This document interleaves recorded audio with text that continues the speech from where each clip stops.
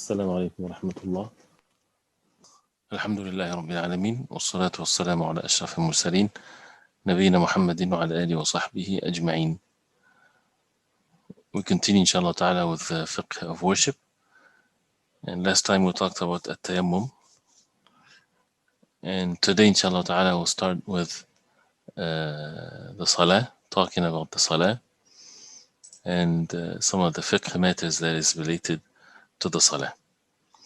And with ilm, with matters of knowledge, it's important for the Muslim to learn it, of course, and to repeat and review these rulings and to increase matters of knowledge one step after the other by the word of Allah.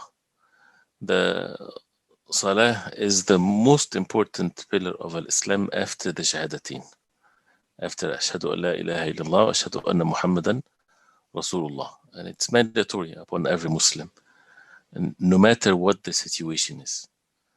It doesn't matter whether a person is in state of fear, in a state of security, in a state of sickness, he's healthy, he's traveling, he's not traveling, whatever there is. In any state, whether a person is in town or in the desert or in the jungle, something that has to be done. And therefore, to know the rulings of the Salah, and we're talking about the matters of fiqh here, how to perform the Salah and what's the rulings, and as mentioned before with matters of Tahara, all the different sessions before that we talked about purification and even relieving oneself and going to the bathrooms and the etiquettes of that, and the sunan al-fitra and the wudu and wiping over the socks, and all of these types of things are all conditions and all preparation for the talk about the Salah, which shows the importance of the Salah.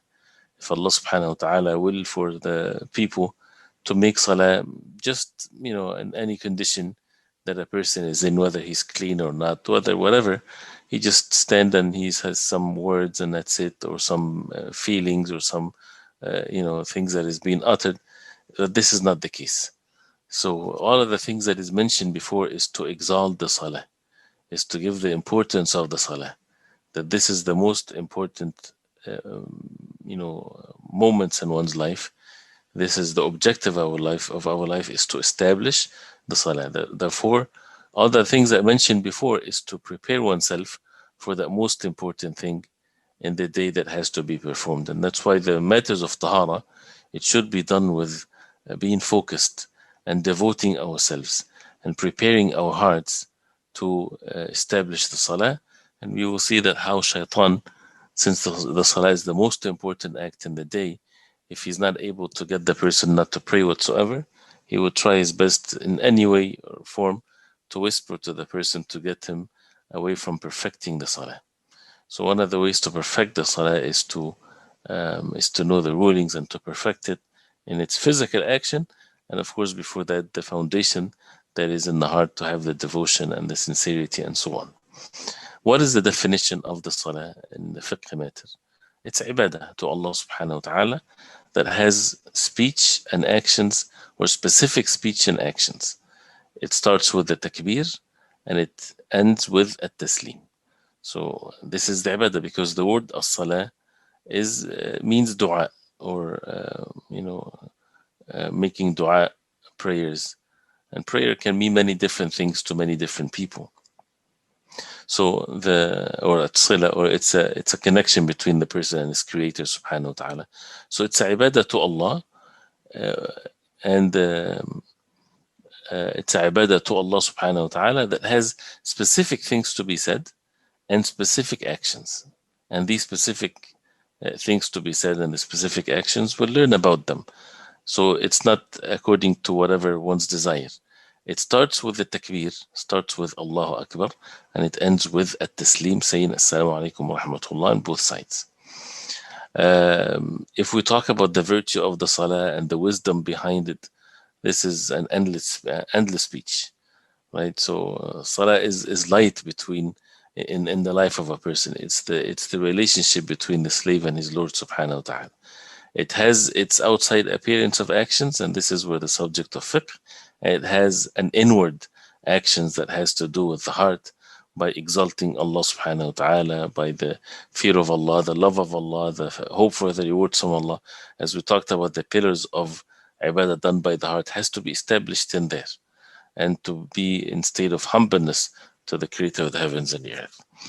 So, and this is the sign of being steadfast on the deen of Allah, when a person is constantly performing the salah, and it's a mean to push away sins. إن الصلاة تنهى عن الفحشاء والمنكر. If a person has a problem with sinful acts and he finds himself weak in facing their desires and so on, perform the salah in the most perfect way. Allah subhanahu wa ta'ala will help the person to overpower his own weakness in everything else. So to talk about what's supposed to be in the heart, this is a different subject, but we're talking here about matters of fiqh. The hukm, since we talked about the definition of the salah, that's the first thing. The second point is hukm salah. Please make sure again that you take notes. What is the rulings of the salah? It's mandatory. It's fard, right? It's fard upon every Muslim that is mukallaf, that is responsible for their actions, whether it's male or female, except those who Allah subhanahu wa ta'ala excuse them, like the ha'id or nufasa, the women in their menses or after birth bleeding, till they are clean or purified. So it's the most important pillar of Islam after the shahadateen. And the hadith in that are many hadith. And when we say al-Muslim, it's mandatory upon every Muslim, mukallaf. Mukallaf means, or responsible for his actions, that means he reached the age of puberty and he's sane. So if the signs of puberty is there, or if there's no signs, once he reaches the age of 15 years old and if the signs of puberty are before that, then it becomes mandatory. If not, then 15 years old is the maximum. And of course for women it's the menses, and if not, still 15 years old. And before that, salah is to be prayed by the Sabi al-Mumayyiz, once a person is 7 years old, as the Prophet ﷺ said, Muru awladakum bis-salah wa hum abna'u sab'a. Order your children to pray when they're 7 years old, وَضْرِبُوهُمْ عَلَيْهُمْ أَبْنَاءُ عَشْرٍ, and hit them or punish them physically if they do not pray when they're 10 years old. So 10 years old, they're not still, for many of the people, the children, they're not still in the age of puberty, but it is mandatory upon the parents to make sure that they never miss the salah, so that they used to the salah once they are in the time of obligation. As we know that the salah is 5 daily salah, and always to remember that it was made 50, and then Allah subhanahu wa ta'ala made it 5, 50 in rewards and 5 in actions. And from the 5 daily salah, Salatul Jumu'ah, which is only mandatory once a week. What's the ruling of someone that does not believe in the obligation of salah in general? Whoever believes that this is not mandatory, being a Muslim, knowing that, then that's an act of disbelief. Makes a person a disbeliever because he's denying the Quran and, of course, the Sunnah of the Prophet ﷺ. And the famous hadith of the Prophet ﷺ, إِنَّ بَيْنَ الرَّجُلِ وَبَيْنَ الشِّرْكِ وَالْكُفْرِ تَرْكَ الصَّلَاةِ. And the hadith is in Muslim and others, which means between the man and shirk and al-kufr is to abandon and to leave the salah. Very clear hadith that shows that whoever abandons the salah, does not pray, he is a mushrik, he's a kafir. إِنَّ بَيْنَ الرَّجُلِ وَبَيْنَ الشِّرْكِ وَالْكُفْرِ تَرْكَ الصَّلَاةِ. And so this is, a serious matter. So a Muslim that doesn't pray, it does not exist, right? So this is something that has to be taught to the children, something, again, under any condition. A Muslim does not abandon and leave the salah whatsoever. And that's why if a person dies in that state, right, he is supposed to not to be washed, not to be buried in the Muslim cemeteries. If he's during his life, it is not permissible for him to marry a Muslimah. He has no rights whatsoever as far as the rights there is to a Muslim. meaning if people are even married, he has no rights towards the children if there's divorce and things of that nature. All the different rulings that applies. So this is with regards to those who abandon the salah or they do not do the salah.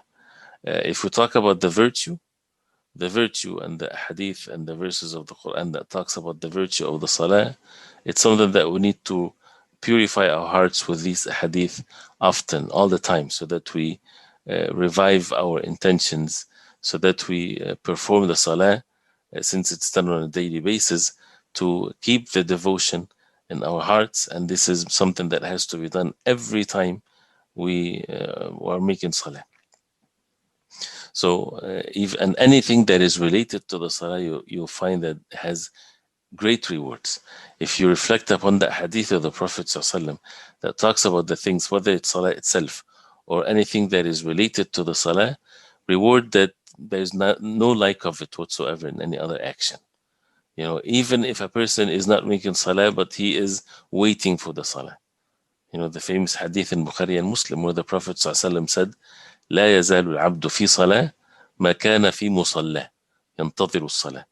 The slave of Allah, the human being, is in salah as long as he is in his place waiting for the salah. And the angels, they would say, Allahumma ghfirlah, Allahumma arhamha. Oh Allah, forgive him, oh Allah, have mercy on him. حتى ينصرف أو يحدث, till he leaves or he breaks his wudu.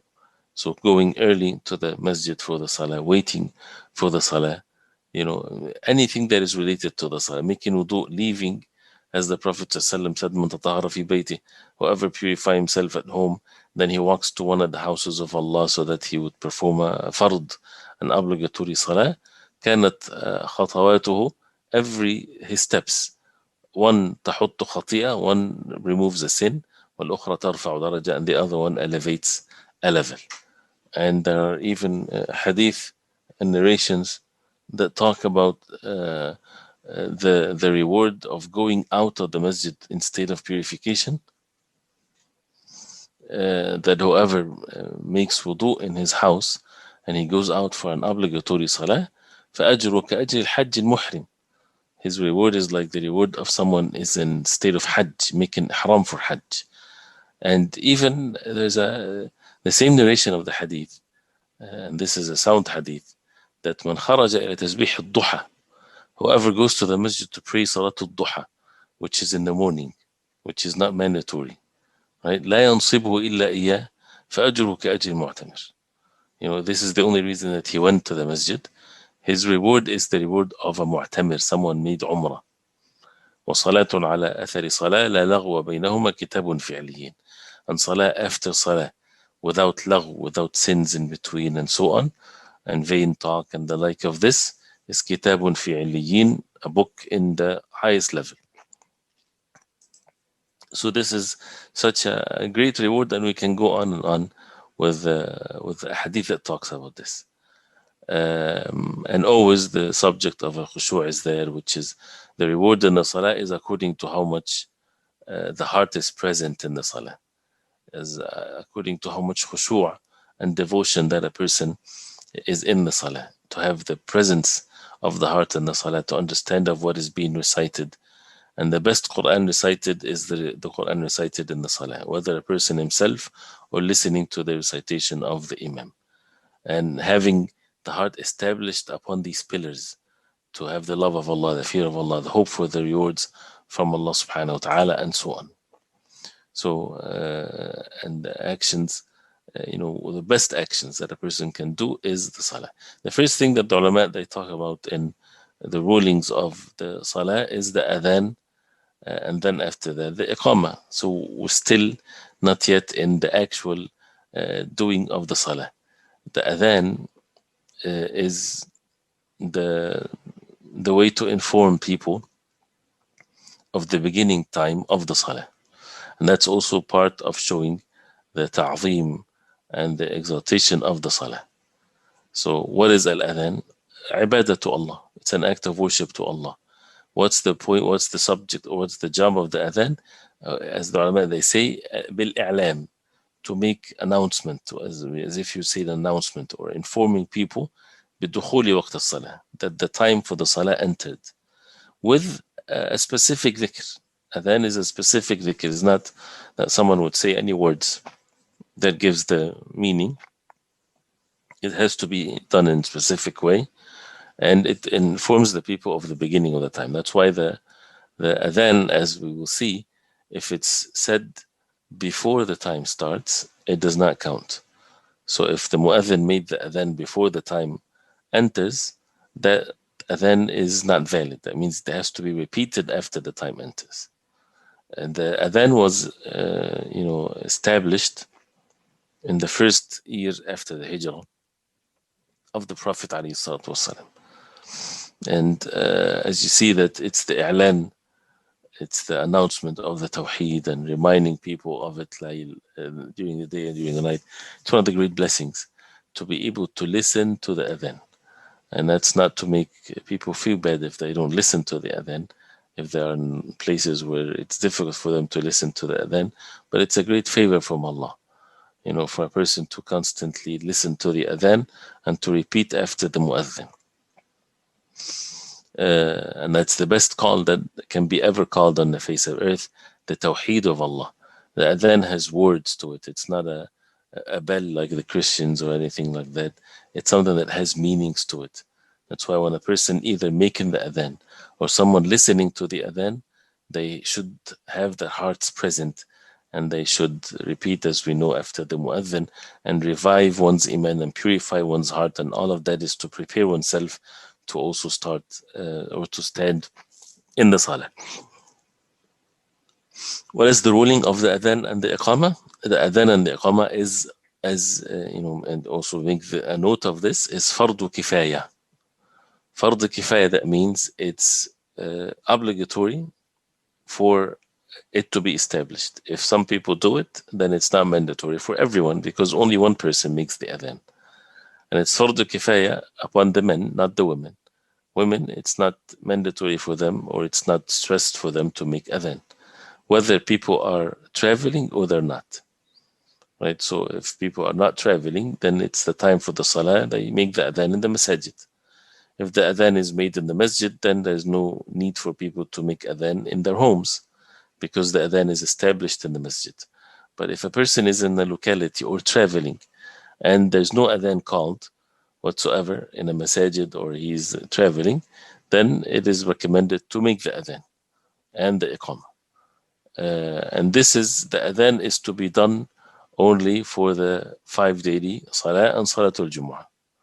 Right? And the Prophet ﷺ had sahaba that would make adhan at the time of the Prophet ﷺ, designated muadhin, and that's what should be done in the masajid. And we'll talk about the best, or how to choose a muadhin, because again, normally the adhan is that it's not for the people in the masjid. The adhan is for the people outside of the masjid, mainly for people to know that the time of the salah started. And therefore, as they say, the neighbors of the masjid are the ones that would choose the muadhin, because they are the ones that is going to hear him 5 times a day. So he has to fit certain criteria. So the adhan is such a virtuous thing, and anything that hears the muadhin, whether it's jinn or human beings or anything, in non-living things, will witness for the person in the day of Al-Qiyamah, in the day of judgment. And the muadhin, his sins will be forgiven according to how far his sound reaches, and anyone that will believe in him, and he has also the reward as if he prayed with him. And the Prophet ﷺ, he said, لو يعلم الناس ما في النداء والصف الأول ثم لم يجدوا إلا أن يستهموا عليه لاستهموا. If people know what's in the adhan and the first row, and they don't find anything but to draw lots, they would do so. And of course, it's not to be, some people, when they compete for the adhan, but they don't fit the proper criteria of making adhan, then they should leave it. Of course, if there's a muadhin ratib, if there's a designated imam, then nobody is not permissible for someone to make adhan in his presence, or except by his permission. And And if, in that case, if there's none, then it's a different situation. We'll talk about that also later, inshallah. How the adhan is to be said is, the words of the adhan, as mentioned in the Sunnah, are 15 sentence, as we all know. Allahu Akbar, Allahu Akbar, Allahu Akbar, Allahu Akbar. Right? This is for takbirat. Right? And then you have Ashhadu an la ilaha illallah, Ashhadu an la ilaha illallah. أشهد أن محمد رسول الله أشهد أن محمد رسول الله حي على الصلاة حي على الصلاة حي على الفلاح حي على الفلاح الله أكبر الله أكبر لا إله إلا الله. And this is how the adhan is to be heard by people. There is a subject called at-tarji', where the mu'adhin, he would say to himself, right, after he says Allah Akbar 4 times, he would say the shahadatain to himself first, silently, and then he would say it loud. Right? So this is in general the adhan, how to be said. And since the adhan is twice, and the iqamah is once, right? Except in the iqamah, you'd say قد قامت الصلاة, قد قامت الصلاة. And we'll talk also about how the adhan actually to be done, and how to be done with even the rules of tajweed, because sometimes people, they stretch the adhan so much, or they use certain tones in it, which is, again, it's not according to the sunnah of the Prophet ﷺ. And of course, there's the words in the adhan of al-fajr, as-salatu khayrun min al-nawm, as-salatu khayrun min al-nawm. So the way that a person would say the adhan, the Prophet ﷺ would make Bilal radiallahu anhu stretch the adhan, to stretch the adhan, right, and to raise the voice. So stretching the adhan, but according to the linguistic rules, not to make it, in a way that it doesn't fit the rules of the Arabic language. So a person has to be careful not to stretch what's supposed not to be stretched. If a person stretched Allah, that's fine, but Akbar, it's not, does not make sense. It actually give a different meaning if a person say Allahu Akbar. No, this is wrong. But rather to say Allah, and if you want to stretch the name Allah, no problem. But to say Akbar, right? And the same thing repeated. Ashhadu an la, you can stretch that one. Illallah. But to stretch the Hamza, for example, Ashhadu an la, it doesn't make sense. Things like this. And with those who have beautiful voices, what is meant by the voice is the voice that can reach, the voice that is not bad voice. And that's not something that a person has a say in it. Allah subhanahu wa ta'ala create people with different voice tones and things like this. But we'll talk about that also later, inshallah. But we'll stop here, and next time, inshallah, we'll talk about how to perform the adhan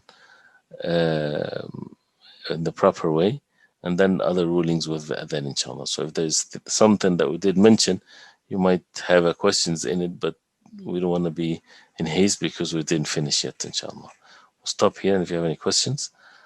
Why are women not allowed to pray salah during their menses? This is what Allah subhanahu wa ta'ala ordained upon them. And that's what, when a woman came to Aisha radiallahu anha, and she asked her, about something similar, she said, how come that the women, they make up the fasting, but they don't make up their salah? Because if the woman in her menses and she does not pray, she doesn't have to make up the salah afterwards, but she has to make up fasting if that's in Ramadan. So Aisha radiallahu anha, she did not say, well, because fasting is easier or this or that. She immediately responded with a benefiting answer to make sure that the matter is very clear in the heart. It is a matter of belief. She said to her, Ahururiya anti, are you from the people of Al-Khawarij or something like this? Then she said to her that we used to be ordered during the time of the Prophet ﷺ to make up the fasting and not to make up the salah. That's how simple it is. This is why. Because Allah subhanahu wa ta'ala ordered them. And Allah subhanahu wa ta'ala is the most wise. Allah knows best what goes through, the woman, she is not in that state in which and to make the salah the way it ought to be made. So Allah subhanahu wa ta'ala relieved them from this, and they get the rewards in full by the will of Allah. So the next question, so if one does not pray, does this take them outside the fold of Islam?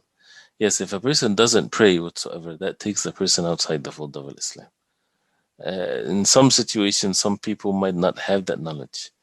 So that's why this is, a person might be ignorant about that ruling.